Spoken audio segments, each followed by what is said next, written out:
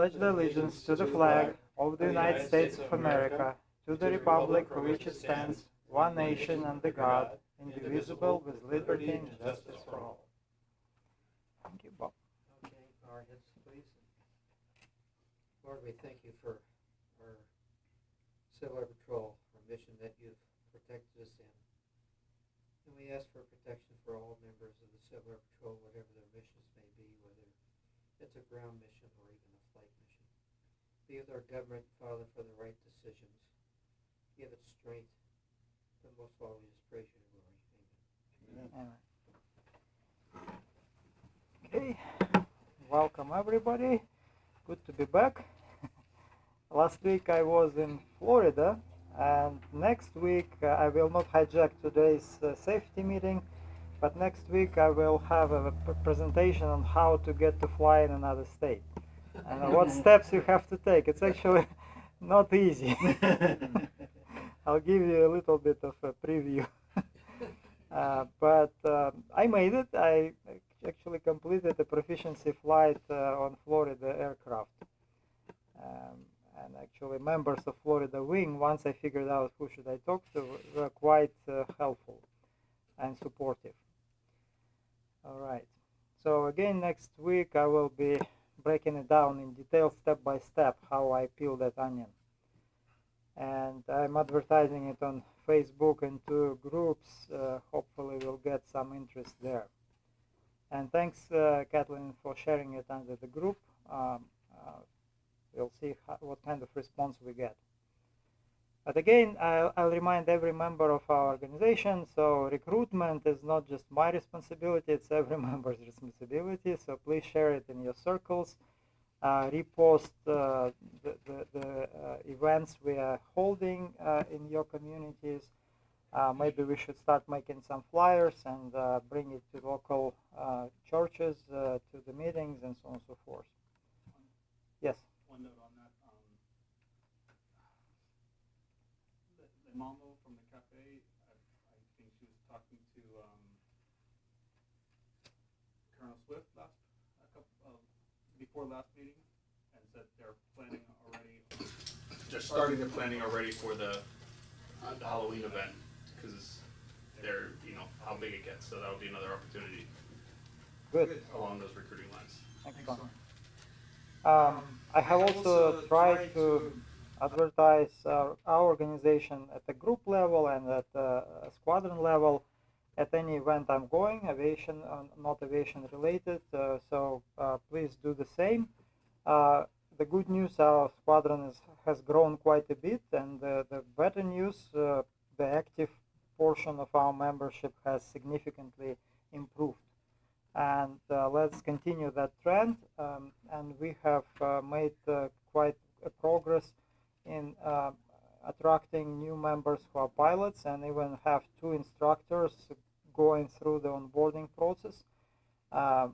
Both of them are not here, but I'm actually working out an event, couple of days event, that may include also just pilots who are going through onboarding potentially, but the prerequisite is the new pilots must have at least a first initial couple of flights for onboarding, familiarization flights with aircraft, in order to make this event successful. I will have instructor pilot, at least 1 instructor pilot, and at least 1 check pilot working with us for one of the weekends going forward.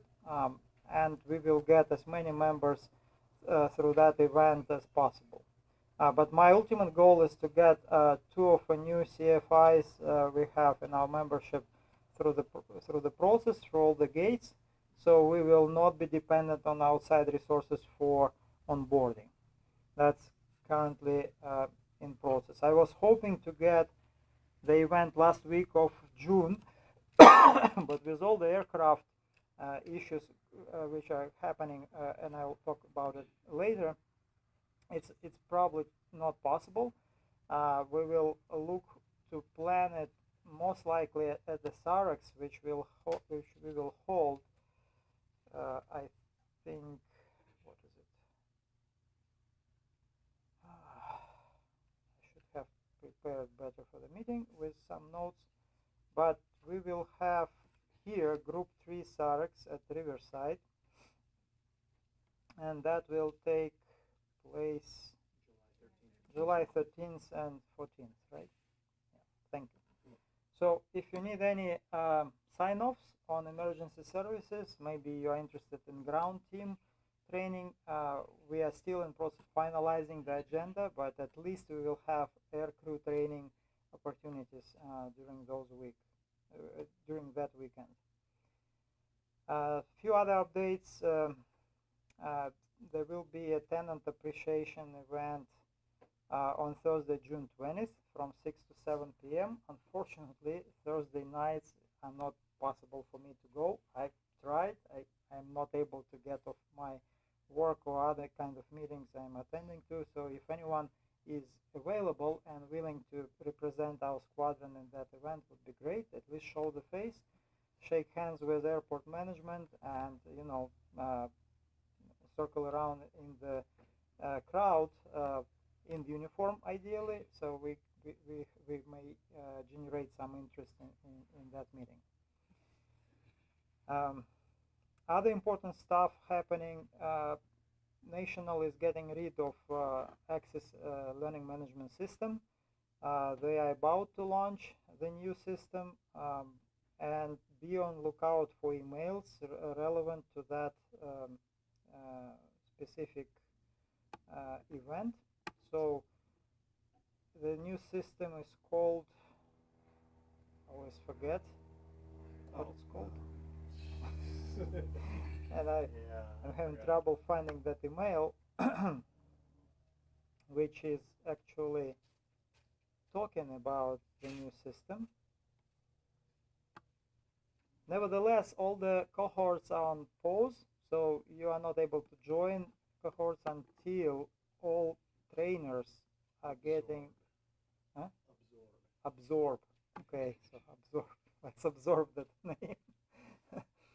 So hopefully it's going to be a better experience, but most likely we are speculating that they will publish content essential for onboarding first. That's at least our hope. We don't know what will be published and in what priority. It's highly unlikely that all levels of professional development will be covered on the spot. I anticipate at least level 1 and maybe half of the level 2, plus anything related to aircrew onboarding will be activated when they release it. So keep an eye on that. Let me see. Okay, hello Dallas. Thanks for joining online on Teams. Let me share my screen. I will talk about aircraft maintenance next. So, me being also wearing a hat of aircraft maintenance assistant, maintenance officer for the wing, and being responsible for all incoming aircraft to maintenance 1, I tasked myself to create a central place where it explains to all the pilots, all the aircraft maintenance officers who are scheduling aircraft at Riverside to go through specific steps and not jump over my head, don't go direct to maintenance 1, and so on and so forth. So it would create a more predicted and more positive experience for all the pilots, and would create also clear visibility into what is going on with all the aircraft currently in maintenance. So I created a web page which is published, and it's very easy to find it. You just need to go to SharePoint on cogcap.sharepoint.com, and once you land there, I will quickly demonstrate how the experience. You would get on a landing page, which is not much actually, so nobody's really managing it. I wasn't even sure I would be able to publish anything, but it worked. So on the left side you will see aircraft MX at maintenance 1, and that's the first edition of this page, which talks about aircraft MX scheduling steps, what to do. So every new aircraft coming in, the aircraft maintenance officer must submit the request form, which goes to my email. And that gives me visibility what to expect, and then I communicate the information to maintenance one, and maintenance one now can kind of manage their workload, and hopefully we will work out some estimates on when the aircraft work will begin and what kind of middle points they have to meet, like sending us an estimate for approval, ordering parts, receiving parts, completing the maintenance, and so on and so forth. So far, I've been piloting this process for the past months. I initiated it end of April, and I got no complaints actually, so which is good. And I worked with Kevin and Brian to make them stop receiving calls from anyone else but me, and I think it's working. So and I think they like it now, so it's good. So I described all the steps. I will not read through that, but what is most important, that I created status of all aircraft currently in maintenance at M1. So there are now five aircraft. One is incoming end of this week, four in works in different stages. November 451 Charlie Papa was sent for 100 hours, but it was determined that it was making metal, like almost teaspoon of metal in the filter, which is a lot. But apparently, based on assessment of engine manufacturer, is not quite enough to send it for tear down and determine. So they requested multiple samples of oil. They requested multiple samples of actual metal in the filter, and the decision has not been drawn yet. So that aircraft is stranded there for, I think, month and a half. The next aircraft is our aircraft, November 216 Charlie Papa. It was initially sent for assessment for excess oil on the belly, and it was consuming over a quart in about an hour of flight. So after assessment, we determined that the cylinders had to be overhauled. Not we, actually maintenance one. I was just aware of it, and we are expecting cylinders back from the shop tomorrow. That's a good news. And meanwhile, maintenance one completed all other inspection items, and hopefully they put it together and we can actually break it in and start flying again. So you see, I don't have quite a clear date for any of the aircraft. It's kind of blurry, mostly because I'm still working out details in communication with maintenance one, trying to understand the timelines. Meanwhile, I'm calling them on a weekly basis and gathering all the data, and if anyone from other squadrons inquiring about status of aircraft, I'm just making another call and taking it from there. Next aircraft is, and the aircraft are listed in the order they were delivered for maintenance. Okay, so it's straightforward. If I receive the form, I put it in a queue next to the aircraft which is already in the shop. There is no jumping above the process, unless the escalation comes from the DO of the wing and they actually justify that movement in the queue. 94800, which is CAP 401, typically home based at John Wayne. It was sent for 100 hours, but when they opened the calling, they found out the whole engine compartment is covered in oil. And then they found that engine-driven fuel pump, the seal was not holding oil at the point it's attaching to the actual engine. So they sent it for overhaul, and we learned that the previous shop actually sent it twice already for overhaul, and it's still a problem. And maintenance one blames it on the other shop that they don't do the job right. So the parts were received on Monday, and hopefully the aircraft will be out of shop this week. November 87 Charlie Papa, it was sent to the shop for magnetos overhaul. We reached exactly 500 hours, and we decided to cut a little bit of a corner and do the 100-hour inspection at the same time and resolve all the discrepancies which were pending for the aircraft. And one of the discrepancies was a little bit of oil and gas dripping from one of the drain tubes under the cowling near the main landing, near the front landing gear, which was determined to be a problem with fuel divider and fuel server. So both of those were sent for overhaul. Actually, we're not yet sent to overhaul because we are waiting from National to tell us where to ship those. So that really delays the 887 out of maintenance. And we are expecting 172 from Gillespie Field end of the week, which is November 499 Charlie Papa.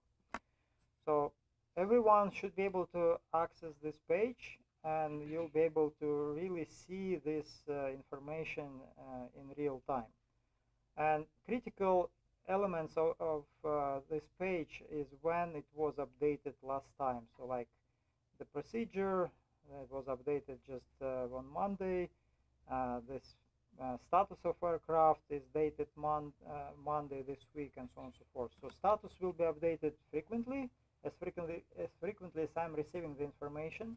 But the procedures will be adjusted based on feedback I will be receiving from all the pilots and maintenance officers. Here also what is useful for Al, you specifically, and anyone who is interested in how aircraft maintenance is organized at CAP, I make references to specific resources on e-services mostly, which not very easy to find if you don't know where to look. And as soon as I published it, I was asked to make it wing-wide page. So I will add now maintenance request forms for all other maintenance facilities, and will incorporate communication with other maintenance officers assisting to the wing maintenance officer on all the orchestration of movement of aircraft. So eventually we will see this status page reflecting aircraft grouped by maintenance facility. So it will be changing dynamically. Is maintenance one going to be able to handle the volume? No, this page will change. It will no longer be maintenance one only. Most likely I'll create separate pages for each individual maintenance facility. So maintenance one will have its own status page, and then facility in Fresno will have their own, and so on and so forth. Okay, any questions? All right, so that being said, today's safety meeting. So who is running the meeting today? One quick announcement Yes. before Roger gets started. I put it up on Teams, but there is a communications exercise coming the end of this month. It is Friday the 28th of June through Sunday the 30th of June. If you want details, again, it is up on the team site. Please take a look. If you're in the comms group, please get involved. All right. And for all new members, remember you have to get ICAT training, which is Introduction to Communication. It's in Civil Air Patrol. Certainly, it's mandatory training if you are part of an air crew. All right. Roger, do you have anything to share on screen? Yes, Kathleen. Any word on when the new training site is transitioning and when it'll be up? End of the month. End of the, okay. Yeah. Chris, do you have any better idea on absorb availability? No. I know we have all the ETs. We have training next week, Monday, I believe, like 25th, or not. Is that next week or the week after? That's all I've got. Oh, and definitely not least from my side, Kathleen, thank you very much for taking the administrative officer role for the squadron. We have an SUI coming. Oh, speakers are muted. I didn't mute my speakers. Oh,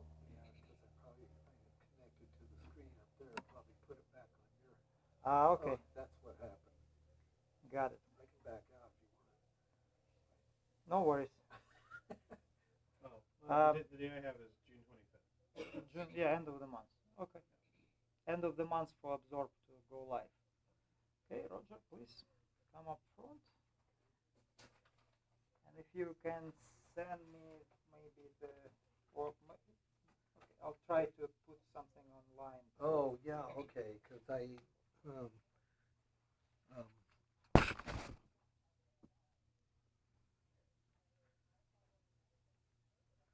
which you need me to, because this is all I got here. So if you hit this,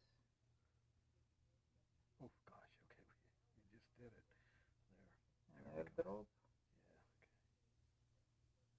Yeah, and let's see if I can, it's probably okay. Here we go. There Yeah, you are there. this one. Accept.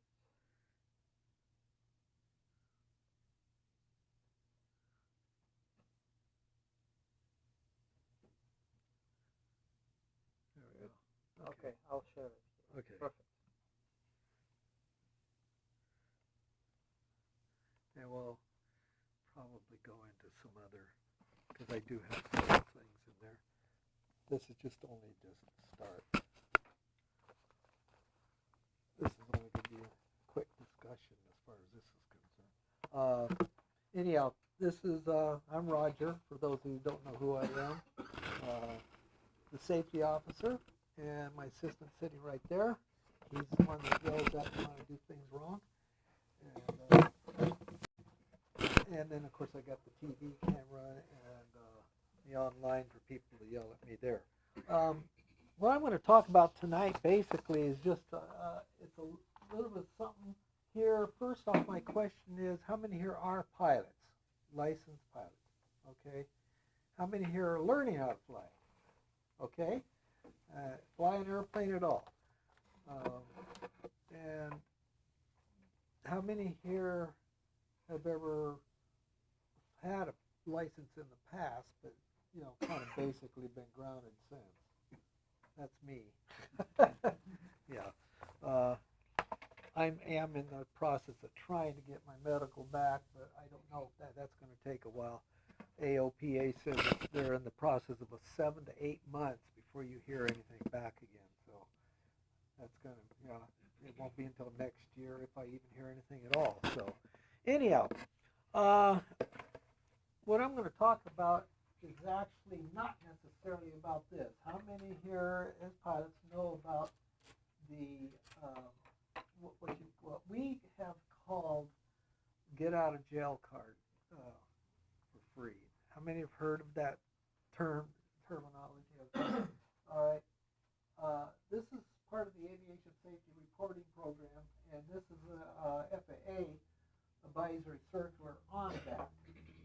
What the program is that basically if you feel that you did something wrong in your flying, that you feel that you might get in trouble over, then you can put in a form to NASA to tell them what you did, what happened, all the circumstances around it, and get it and shoot it off to them.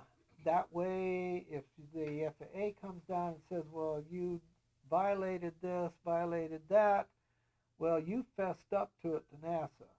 NASA can stop any kind of action that FAA can do on you. Now, of course, that's assuming that was you innocently flying out there and something happened and you deliberately on purpose broke the rules, or if they can find out that you were doing it under criminal, so like in other words, you just killed your wife or your husband and you're trying to get away, then that doesn't work.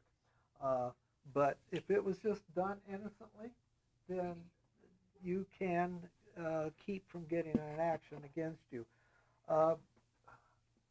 When I flew for the Air Force, virtually almost every flight, a pilot would turn in one of these. Even though they may not have done anything, they went ahead and turned one in anyhow. I knew a guy that did it every single time he flew. He was an airline pilot, and he used to just turn one in just for the heck of it, even if it was not. He absolutely was sure would not ever against it. He just didn't want to take the chances. That was a little over the top, but there is a program that is good to know. I advise you to sometime go on the FA site and take a look at this because it explains the whole program. That's not my purpose tonight, is to do that, but just make you aware of it. There is a program that they have where they come out with, and let me get to it here. Let's see if I can back off. Okay, there is this is what they publish. It's a little monthly magazine that come out with called Callback. And what that callback does is that everybody that has turned in their situation gets put in here. Not your name is not put in there, not even your aircraft number is put in there, or even the location of where the situation took place is not even put in here. This one here is one of the ones that they publish where it doesn't necessarily have to be everybody, because they literally get, a couple 100,000 of these things all the time. But these are some of the ones that are highlighted. This particular one here that we're looking at is what they call What Would You Have Done? And we're going to have a little bit of a fun, if you think it's fun. I don't know, maybe you won't. You might think it's boring, but I love this because what it does, it gives you a scenario that a pilot got themselves into. And then they stop the article and go, what would you have done? And the whole idea behind it is that you're supposed to sit there and figure out, okay, what would I have done in this? Then, down at the bottom of the article, and I won't scroll up there because I don't want to show you any of the secrets, but then they tell you what the pilot did. And it, did you agree with that? And that's what we're going to do tonight, is that basically we're going to bring up two situations, and hopefully you can go through it and figure out, what would you have done? I like to have, some people come back, and you pilots especially want you to give what you think you would have done in that situation. Let me go in here and let me go to my big notes. Okay. What is an M20? Is that a Mitsubishi? I don't know. Is that what that is? Okay. I wasn't really sure what an M20 is. It is a Mooney. Oh, well, okay. I love Moonies. I really do. I love them. I think they're the neatest airplane in the world. But not necessarily the pilots, but, the airplanes are at least. Not from maintenance point of view. Oh, yeah, I know. I've heard that. I've heard they're very expensive. Difficult to maintain. But anyhow, what we're going to do is kind of look over this, and this is a pilot that had flown, and he turned this in on one of those things with NASA, and then of course they published it and put it in here. And of course you'll notice that they don't give names, they don't even give the airport that he was at, but they do give enough information to where you can actually figure out what happened here. So if you're ready, I'll go ahead and read it off. Okay, a night sky nightmare. An M20 pilot reported flying on an IFR flight plan last night. It was overcast at 12,000 feet and very dark. I had descended from 8,000 feet and was level at 3,000 feet. Now, of course, he was flying IFR. I was heading 290 degrees, getting vectors for ILS approach. Approach told me to turn left to 250 degrees. During the turn, I noticed bright lights ahead, and at first thought it was an airplane very close above me at 12 o'clock, flying in the opposite direction. I ducked my neck down and tilted my head back to look up 45 degrees out of the windscreen to look directly at the lights. Immediately, I thought I was flying with a very nose high pitch up attitude, and immediately realized the lights were not an airplane. I must have pushed on the yoke to get the nose down. I must have pushed on the yoke to get the nose down. I turned my head left to look out the side window, hoping to make sense of what I was seeing. But the pitch blackness was only a couple of lights. With only a couple lights was no help. I immediately looked at my attitude indicator, and what I saw made my head spin. For a split second, I questioned whether my attitude indicator had malfunctioned. What would you have done? First off, what do you think happened? He's basically just saying, Okay, what would you have done in this? trust my instrument. Yeah, that's pretty much that. I mean, that was the first thing that came to my mind. I'm just sitting there going, okay, how many have read stories about stall spin? Okay, Graveyard many. There was Santa Monica.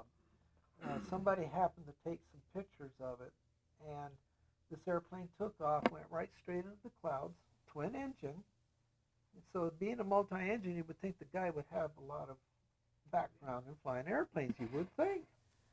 Well, and whoever was taking the picture, he was taking the videos for something else, but you could see the airplane taking off and going right into the clouds. A few seconds later, here he was, coming right out of the clouds. And of course, the FAA and the NTSB, spatial disorientation. And you sit there and you just go, I don't understand. Why? I mean, there's something about when you fly an airplane and have been trained, you should be able to sit there and do what it is you were trained to do. So you kind of wonder, well, were they even trained right? And it goes on and on and on. Now, I've seen literally dozens of videos, stories, cockpit voice recordings of people doing this. And yet it still happens even to this day.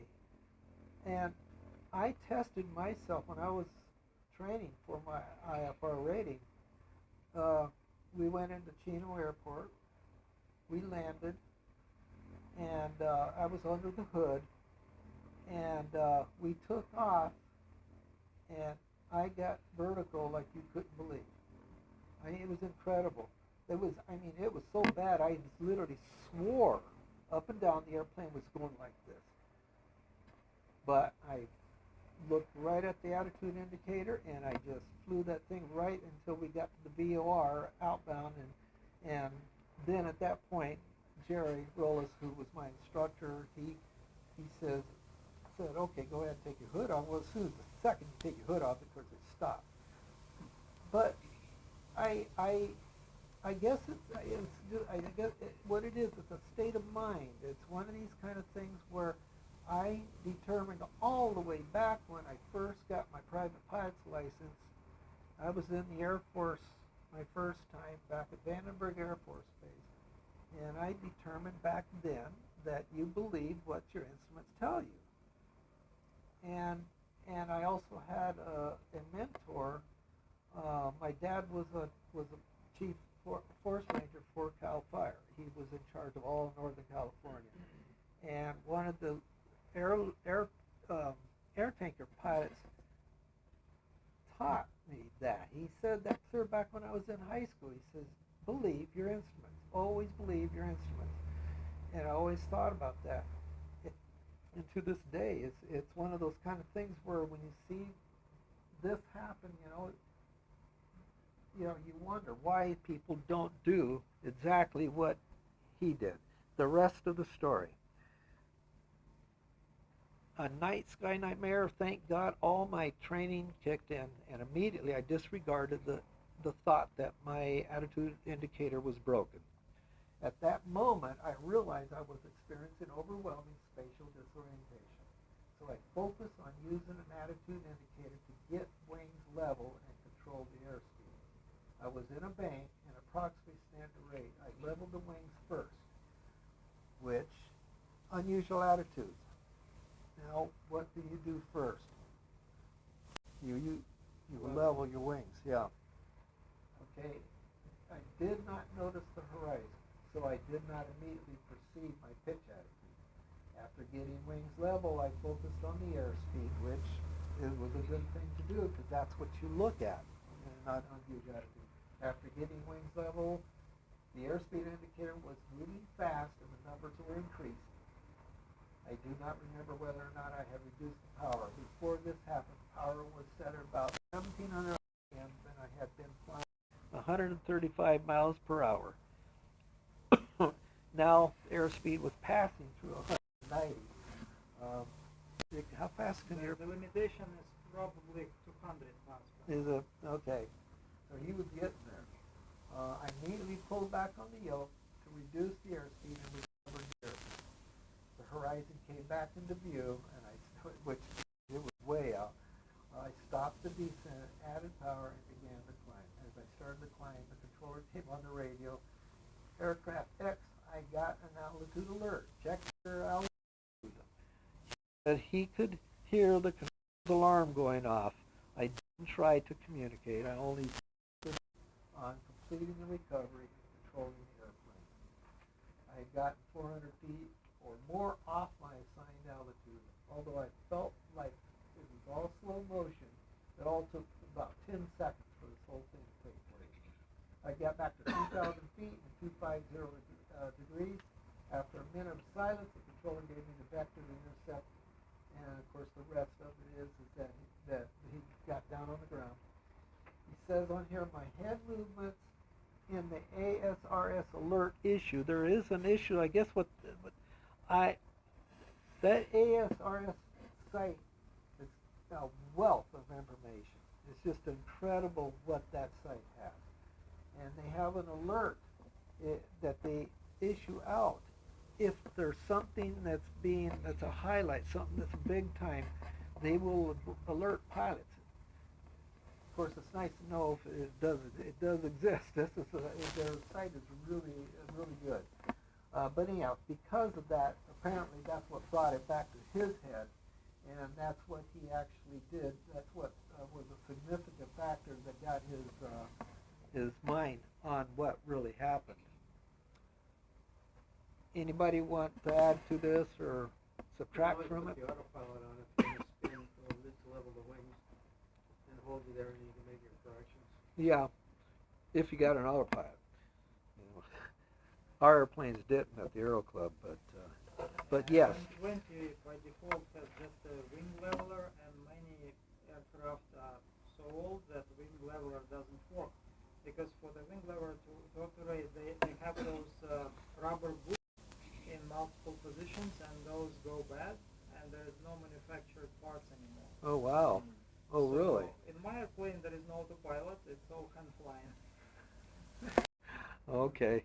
Yeah, I've heard about those wing leveler things, but I don't know too much about them because we didn't have anything like that our airplanes. But it's really kind of funny, you know. They add these things. Somebody tries to fix it, but it doesn't always work either. The bottom line, almost always, even with people, you know, even in the Air Force, we had a few situations where we actually had people have spatial disorientation. I've had it in the jet, and because I reached down, did then, and went like this, and oh gosh, you know, the inside the airplane, it just felt like we were just tumbling everywhere. It's amazing how little movements it takes to do it. That's why they don't want you, if you take physiological training, they talk a lot about it there. The altitude chamber. I don't know, are they still doing the altitude chamber for general aviation pilots? In the articles in AO. You can go to Oklahoma City, and I think they offer it like 1 or 2 times a year. Yeah. But it's very limited. Oh, but it is there. Yeah. It's just, you have to go to Oklahoma City to do it. They do it, yeah, yeah. Now I got, you know, I was fortunate because I had to go in the altitude chamber, and when you were there, you could go and do that big old gimbal thing that you could move around, and you're supposed to keep the thing in the middle, you know, and stuff. And it's really cool if you ever get a chance to do something like that. Okay. Okay, this is a Turbo Skylane, which is close to our airplane. Okay, the non-towered tail. A Turbo Skylane pilot report was routine takeoff on runway XX, the 6th one day. I don't remember what that was about. I made the usual call, ZZZ traffic, call sign departing XX. This was later verified by another person on the ground monitoring the advisory frequency. I turned to the runway, started the takeoff roll, lifted off, and saw landing lights on a light twin on final approach to the opposing runway. They had made no calls at all on advisory, which also confirmed by the listener on the ground.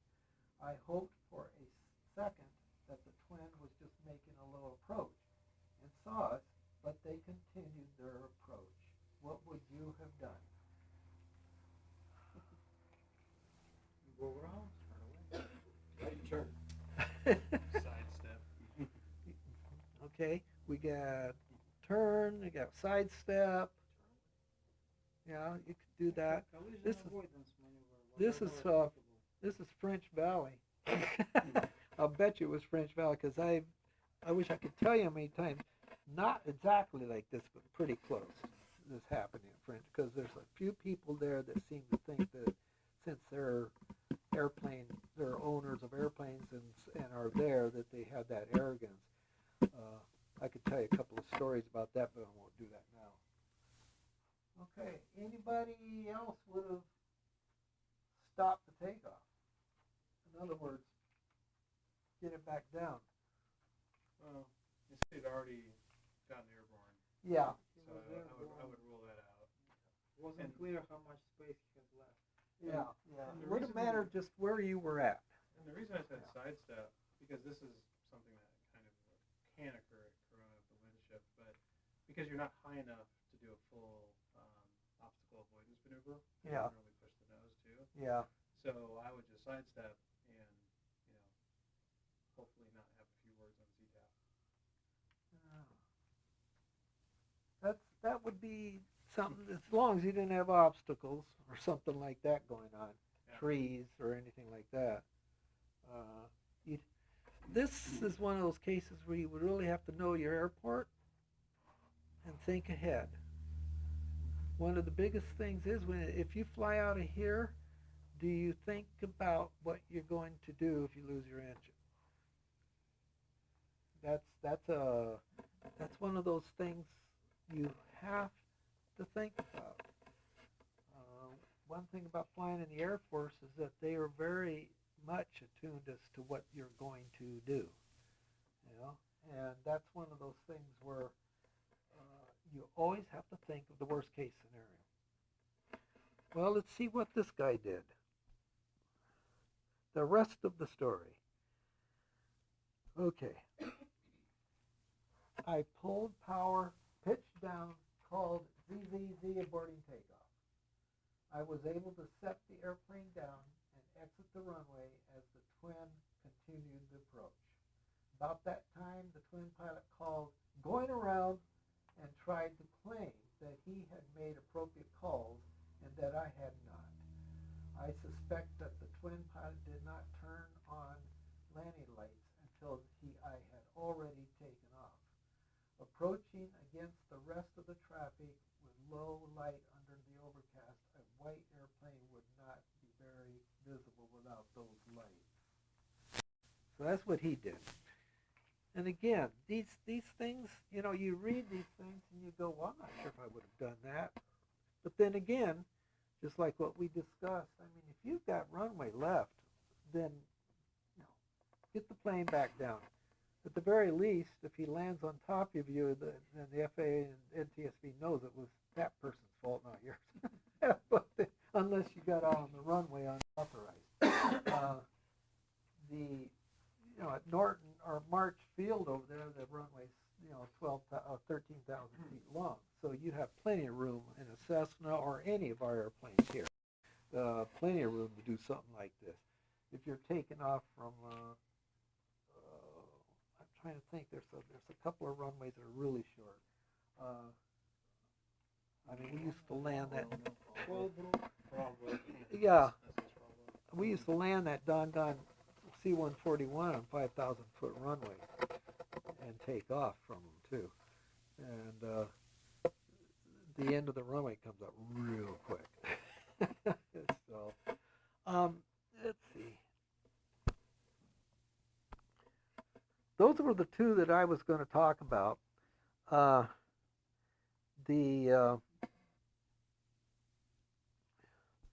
There is a couple of other ones we could have talked about, but basically, I just thought we'd have a little bit of fun about that and just talk about it. There's many other ones they have. Now, not all the articles, of course, are what would you have done. Most of the articles are on what happened to a pilot in a situation that they reported themselves to. But I think once a month they come out with what would you have done article, and it's really fun to watch them because you sit there and you look at them and do just like what we did tonight. What would you have done in that situation? You notice that it's written in the way the guy wrote the article. So if you ever turn in one of these things, make sure you write it so that when other people read it, they don't think, well, this guy's a dummy, he doesn't know how to spell. Read it a few times before you post. Yeah, exactly, yeah. And use ChatGPT to verify. Yeah. We used to have all kinds of weird situations that would come up, both Air Force and in the Aero Club. And it's amazing, of all the airplanes that are flying out there, how many accidents don't happen. And it's one of those kind of things where, you just go, the training is good. I mean, they do train pilots well. However, sometimes I wonder about recently. And I have read a couple articles on that, and I personally myself, what I've seen, I'm just not so sure the pilots are being trained in depth like they used to be back in the old days. I mean, you sit there and say, oh, he's just an old timer. Yeah, it was better in the old days.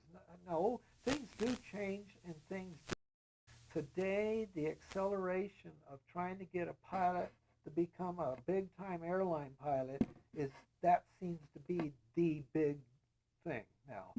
And every time you open up even AOPA magazine articles everywhere, it's fast track to be an airline pilot. And I can tell you right now, with lots of friends of mine who I've known over the years who have flown in many different situations, being an airline pilot is not the only way to go. I did it with the Air Force, and I loved every minute of it. I wouldn't trade it for anything in the world. Oh, sure, there's a lot of neat things that the airline pilots do. Just ask Bob. But there's also a lot of neat things that we did in the Air Force that you would never, ever see in an airline. Like flying 300 feet off the ground at 300 knots. I wouldn't trade that for anything in the world in formation. And I loved it. And we just come up on a mountainside. You're coming there, and you just go up like this and just go over the top of the mountain just like that. I could show you some videos because I got them right on here, but I won't do it. We're gonna. Well, I'm sure that Audrey wants to do some other things. So. We can watch the video. Well, I've got. They're really in. These things are actual. It's an actual video. I didn't take. I'll just show you really quick. I'm not the one that shot this, unfortunately. I've flown on many of these type of flights. I did not. I wasn't the one that shot this particular one.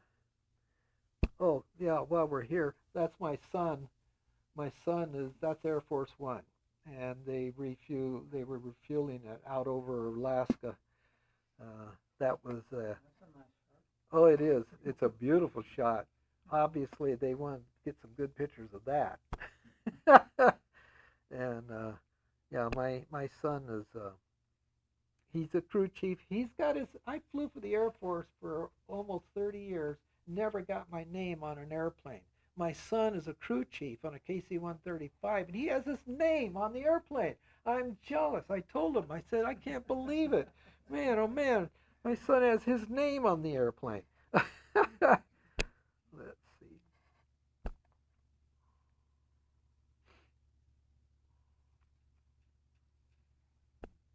Oops. I got my name on the airplane. It's got dollar signs. Yeah, yeah, they probably do. Let's see. It may or may not play.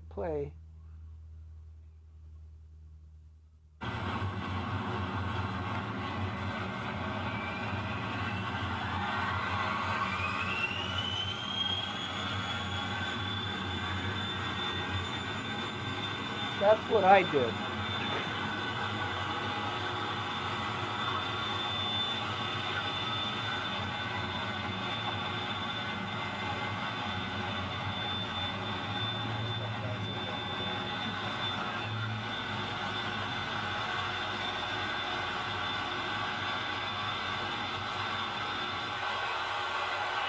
This is going up Barton Flats.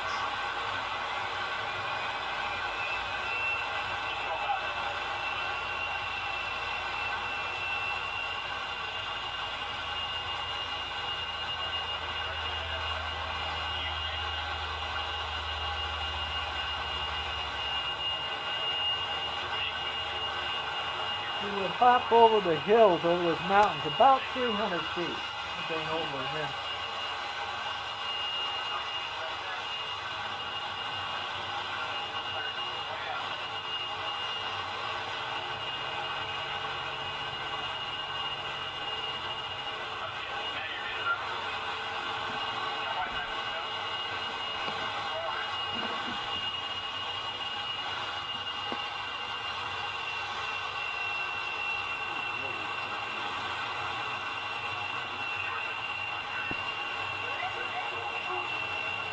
you hear the pull up.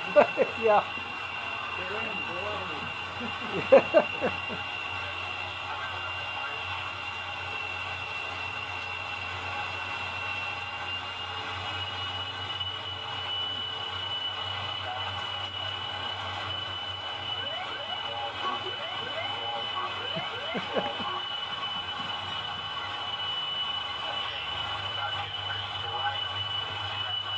Use that, and you have to fly right through that path right through there.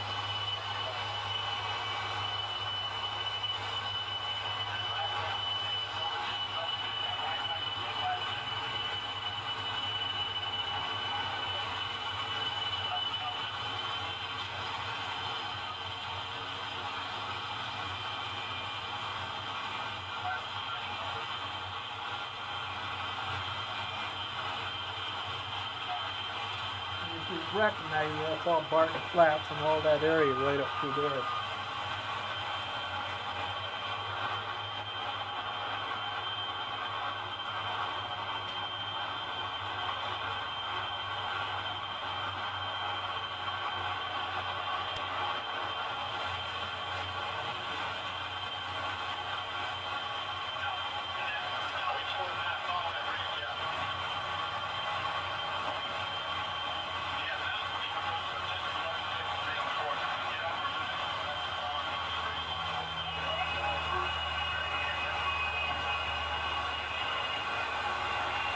And as soon as we went over the top, they just pulled back on the throttle to just dive it down the other side.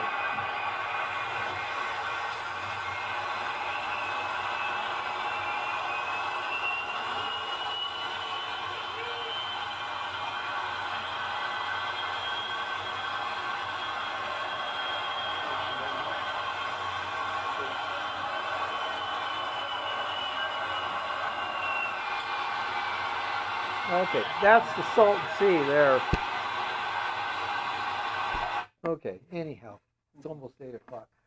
Anyhow, and then the rest of we go out in the desert and we fly about 300 feet off the ground and that. And of course, the whole idea is to go under radar so you don't get. And real quick story, we were heading up to it. On the one that I was on a couple of times, we got up there and the auto throttles went back to idle. And we're heading right straight to the, and everybody in the cockpit just went like this at the throttles when they did that. And then all of a sudden the throttles went forward and went all the way up, you know. That's it was a lot of fun. I loved it. So if you like to do that, go in the Air Force. Okay, I'm Too done. late for us, unfortunately. Yeah. We passed the cutoff time. Well, you never know. Okay, let me. I think some opportunities still open for like Department of Homeland Security. Though I'm getting this advertisements about positions opening here and there, and it's looks interesting. They pay this like they promise 95,000, better than entry job at airlines. Oh, gee, yeah, yeah. No life probably, but Well, it depends. Yeah. different kind of fun. So I also posted in general chat on Teams 2 links. One is for actual filing, for the page for filing safety report. I think for all pilots it has to be at your fingertips on your mobile phone, because things happen, and you better submit it ahead of time, so FAA and NTSB would perceive it as proactive approach to safety. And also posted the link to the episode of General Aviation podcast, episode 333. It just came out, I believe, Sunday. It talks about FAA compliance program. That's basically for minor issues while flying. A pilot would get different kind of treatment. It wouldn't be necessarily prosecution. They are not interested in investing a lot of resources in going after pilots and put them to jail or get their certificate revoked and whatnot. So it's very good episode, by the way. Highly recommend it. I listened to it today. Yeah, I listened to it yesterday. So it's in general, I highly recommend the General Aviation News podcast. That's one. I highly recommend AOPA Safety Institute podcast and video channel on YouTube. A lot of good information there. There are many other YouTubers which explore different safety topics and whatnot, but these few are extremely good. And AOPA Safety Institute has different theme. One of them is There I Was.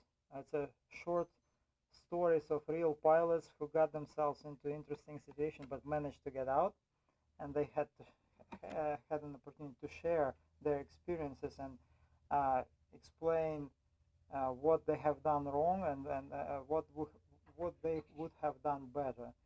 And the other one is, I believe, one is There I Was, and another one is longer. So one is short episodes, like 9, 20, 12 minutes.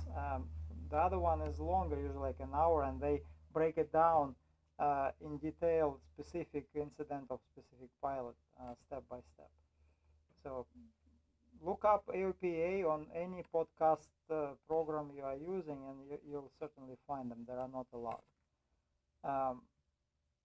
What else? Well, I think Max Trescott with his General Aviation News, probably the biggest well of knowledge you can possibly get, and it covers pretty much every topic of general aviation. I actually enjoyed it a lot while preparing for instrument flying. I went through his mock-up check rides multiple times, and my check ride was uneventful. I think largely because of his information he shared. I actually heard when you joined the Patreon too. All right. So if you listen, then you know that after I pass my check ride, I join his program and I'm contributing to his channel. It's very high quality material. And oh, by the way, he sent me a signed copy of G1000 book, and I can, whomever is working on instrument, I can share my previous copy, which is not signed by him, but it's still the same edition. So you're welcome. I can make it a part of our library. We can start that and use it on need basis. Another interesting topics, safety related, before we close up for today. I read recent news. I think it just was published on Monday. European Aviation, whatever authority they have there, they approved single pilot operations to begin in 3 years for airliners, and that I think is a big mistake. In my personal opinion, anyway. I believe in automation, but not to that extent when you contrast life of. It's like pilot salary. I mean, okay, so the price of one pilot salary versus everybody's lives on the aircraft and on the ground. Right, it's a little bit seems like a no-brainer to me. uncomparable. Program on that. Well, let's make it for the next safety meeting then. It's really interesting, fascinating how they're doing it. Great. I mean, I don't I do not disagree that maybe in transport operations it's fine to some extent, right? Depends what what kind of cargo is there, but few hundred people in the back, just one pilot. Well, you have a co-pilot, but He's on the ground, Yeah. but even he's on the ground is not necessarily Well, he's guarantees all the exactly. safety. He's Yeah. got several airplanes. Yeah. He's also co-pilot. There is this famous cartoon which goes around the internet in all aviation communities, like passengers getting an announcement from the pilot. Oh, by the way, I'm working from home today. Like, all right, so just putting it out there, just think about it, and maybe it's a good idea to share it in some kind of forum that not the brightest idea out there. Savings are not really cutting it from different angle point of view. Anyway, thank you, Roger. Appreciate it very much. So thank you all attending, and those who joined remote. We have Dallas Hasseltine on Teams, and Dave, if you have any people on YouTube, we will put them on a roster. That's it then. Thank you so much.